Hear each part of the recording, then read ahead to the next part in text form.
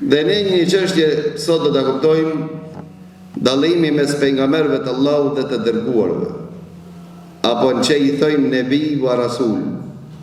Këse ka nga transmetime që Allahu Azza wa Jalla ka dërguar 124.000 pejgamberë, ndërsa të dërguar 316. Pra cili është dallimi mes pejgamberit dhe rasulit? Rasuli i dërguar është 100, një grad, një shkallë më e lartë se sa pejgamber. Pra çdo i dërguar është pejgamber, ndërsa çdo pejgamber nuk është i dërguar. Kur flasmi për ulul azm, pejgamberët e mëdhenj këto janë të dërguar. Cili është dallimi? Definicione kanë më shumë se 5 definicione. Unë i takoj mendimit të Ibn Taymiyes, i cili e ban një dallim shumë të pranishëm dhe të logjiksh. Thot, pejgamberi Allahut është ai i cili ka ardhur me ja drejtu dhe me ja rregullu njerëzve moralin. Çështjen e besimit s'kan deviju. Në çështjen shoqërore, individuale, çështjen e moralit devijon. Allahu ka dërguar pejgamber. Pra ki pejgamber nuk ka ardhur njerëzve me ja rregullu besimin, akiden. Ata ka pas në rregull, një Zot kanë besu.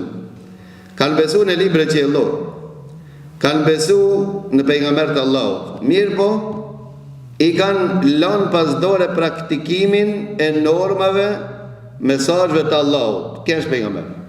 Para të thonë të pejgamber Allahut, se herë që vdiste një pejgamber nga Beni Israilet, Allahu dërgonte një pejgamber tjetër. Apo disa e kanë definu, ka thonë, pejgamber është ai i cili vepron me librën që ju ka zbrit do një pejgamberi tjetër. Si për shembull Haruni. Haruni ishte urdhëruar që të vepron me Teurat. Teurati ku di ka zbrit Musait.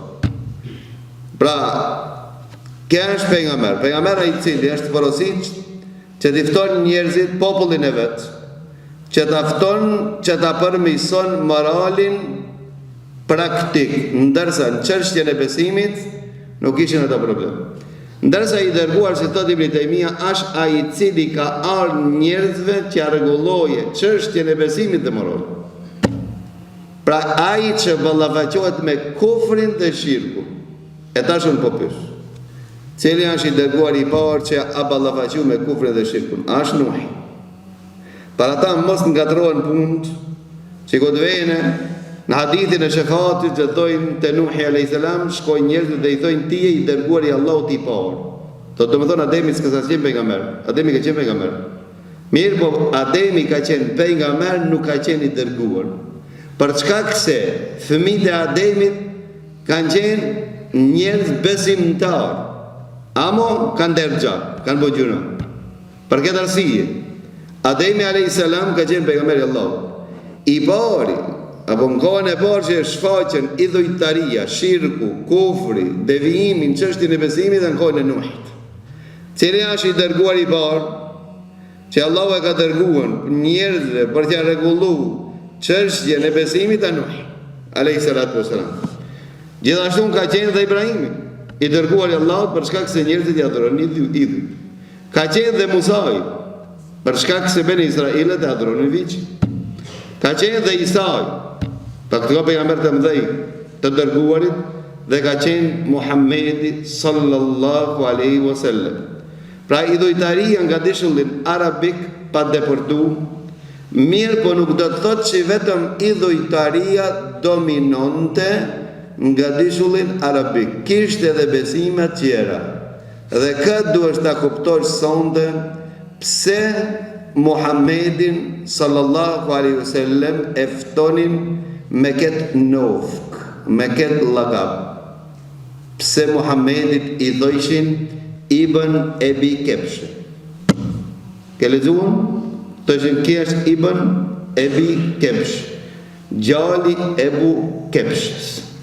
Për çka se dominonte në gadishën e arabik, posi idhujtarisë, e cila ishte dukuria më e madhe, patar një njeri e quajshun e quanin Ebu Kepshë, që i fton të njerëzit që mos t'i nështrohet idhujve.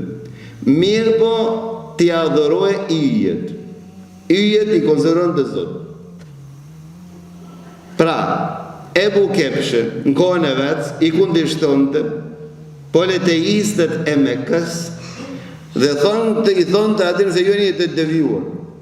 Në vend se t'i adhuroni yjet në qelë, ju adhuroni gurt në tokë. Tamam? Dhe a i vdic, shkoj. Kur erë Muhammedi sallallahu alaihi sallam me mesazhin Allah dhe i kundërshton të që të adhurin idhujt, thonë të ki gjali Ebu Kepshës, edhe ki së këraj, edhe ki për në thot, mos mi adhuru ato idhujt të cilët ne i adhurojmë, i kemi zota, të cilët ndimomu të me to që të afrojnë të Allah azza wa jalla.